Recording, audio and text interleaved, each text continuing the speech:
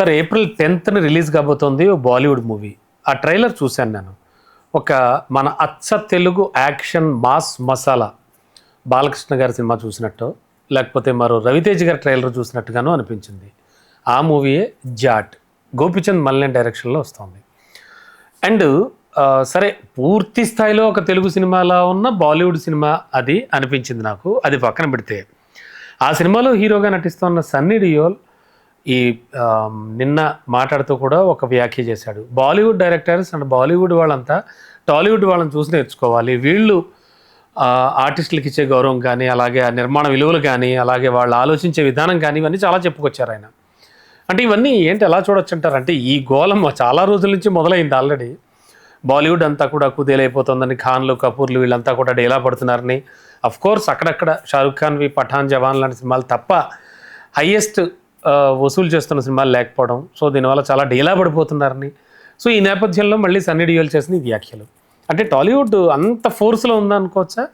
అలా బాలీవుడ్, టాలీవుడ్ ఇలాంటి వుడ్డులన్నీ రద్దయిపోతున్నటువంటి ఒక సందర్భంలో మనం ఉన్నామనే విషయం గుర్తించాలి. ఓకే అండి, ఎవరు జనీయంగా ఉన్నాం. ఎవరు ఎక్కడ సినిమా అయినా చేయవచ్చు, ఏ కంటెంట్ అయినా ఎక్కడికైనా చలామణి అవుతున్నటువంటి సందర్భంలో ఉన్నాం. అవునండి, ప్రపంచ సినిమా రంగంలో ఉన్నాం మనం. కాబట్టి ఇది వరల్డ్ వుడ్డే. అందుకని ఇప్పుడు తెలుగు మార్కెట్ నుంచి హిందీ మార్కెట్లోకి ఒక కంటెంట్ని పంప్ చేస్తున్నట్టుగా మాత్రమే చూడాలి జాట్ సినిమా. అందులో భాగంగానే ఇందులో నటిస్తున్నటువంటి నటీనటుల ఎంపిక కూడా అలాగే జరిగింది. జగపతి బాబు గారు నటిస్తున్నాడు దానిలో విలన్ క్యారెక్టరే. అవును, ఒక రకమైనటువంటి క్రూయల్ విలన్ లాంటిది ఏదో చేస్తున్నాడు. అవును. అలాగే చాలామంది ఆర్టిస్టులు ఇక్కడ వాళ్ళు మాత్రమే కాదు, ఇది బాపట్ల లాంటి చోట్ల కూడా షూటింగ్ చేశారు. బాపట్లలో షూటింగ్ జరుపుకుంది, ఆ సూర్యలంక ఏరియాలో. దాంతోపాటు వైజాగ్లో కొంత షూటింగ్ జరిగింది. ఈ ప్రాంతాల్లో షూట్ చేయటం ద్వారా వీళ్ళకు ఉన్నటువంటి లోకల్ ఇన్ఫ్రాస్ట్రక్చరు, దీని తాలూకా ఇంపాక్ట్ ప్రొడక్షన్ కాస్ట్ని కొంత తగ్గిస్తుంది.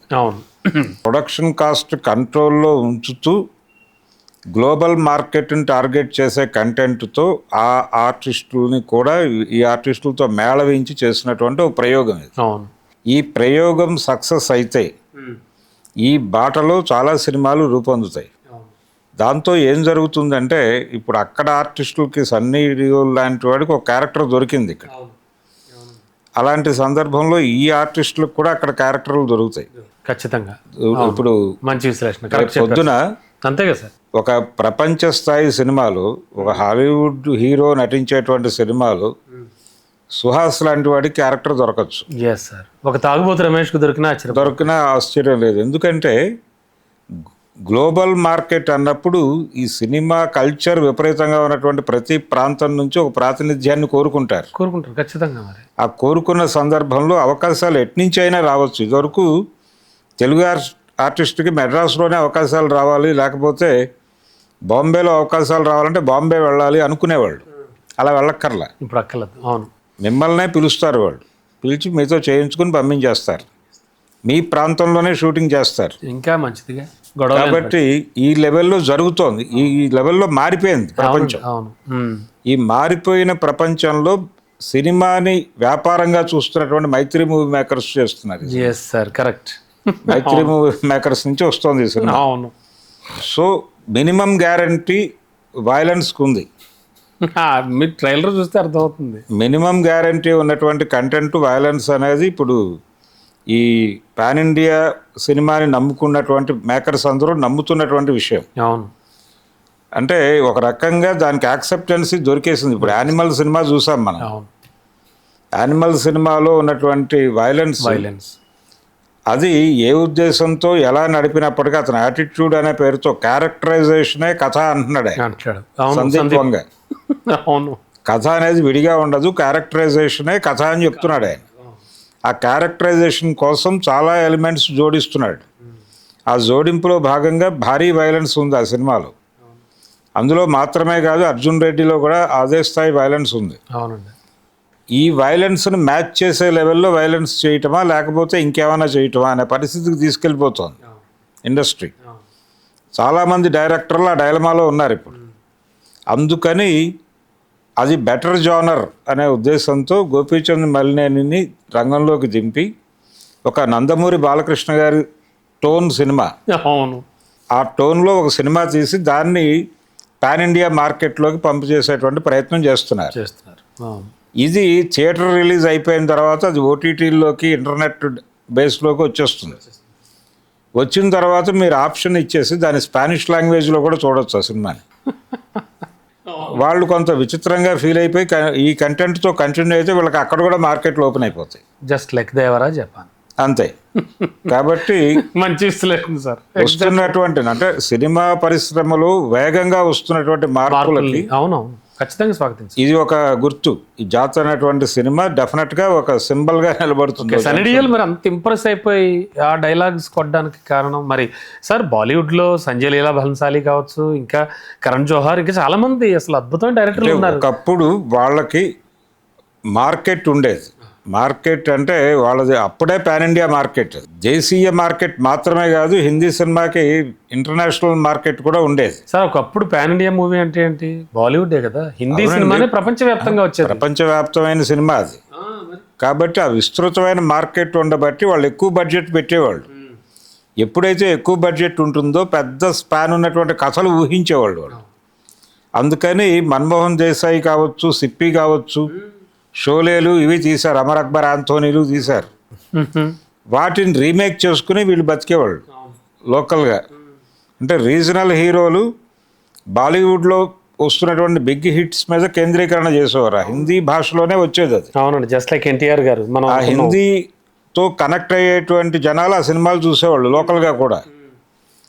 ఆ సినిమా బాగుందట కానీ అది హిందీలో ఉంది అనుకున్న వాళ్ళకి ఇక్కడ లోకల్ హీరోతో రీమేక్ చేస్తే వాళ్ళందరూ ఇక్కడ కనెక్ట్ అయ్యేవాళ్ళు. అవును, ఒకప్పుడు అలా ఉండేది, కనెక్ట్ అయ్యేవారు. ఇప్పుడు జంజీర్ సినిమాని నిప్పులాంటి మనిషి అని రామారావుతో తీస్తే చూశారు. అదే సినిమాని తమిళ్లో చేస్తే ఎంజీఆర్తో చూశారు అక్కడ. కాబట్టి లోకల్ హీరోలు అందరూ రీమేక్ హీరోలు అనేటువంటి ఒక ఇమేజ్ ఉండేది. అవును, ఇప్పుడు ఆ పరిస్థితి పోయింది. ఎవరైనా సరే ఒరిజినల్ కంటెంట్తో చేయక తప్పని అనివార్యత ఏర్పడిపోయింది. అవునండి. ఈ సందర్భంలో ఎవరికి వాళ్ళు మార్కెట్ విస్తృతి చూసుకుని వెళ్ళిపోతున్నారు. ఇప్పుడు మార్కెట్ అనేది కేవలం బాలీవుడ్లోనే లేదు, ప్రతి చోట మార్కెట్ వచ్చేసింది. ప్రతి ఒక్కరి చేతిలోకి మార్కెట్ వచ్చింది. నువ్వు నీ కంటెంట్ బాగుంటే నువ్వు ఎక్స్ప్లోర్ చేసుకుంటూ వెళ్ళిపోవటమే. ఈ వాతావరణం వచ్చాక ఇంకా బాలీవుడ్ ఏమిటి, టాలీవుడ్ ఏమిటి, అంతే. అందుకే నా మాట, హద్దులు చెరిగిపోయినాయి. ఈ చెరిగిపోయిన సందర్భాన్ని ఇది సింబలైజ్ చేస్తుంది ఈ సినిమా. సన్నీ డియోల్ కూడా అదే చెప్తుంటాడు. అదే చెప్పాడు ఆయన, అదే చెప్తున్నాడు.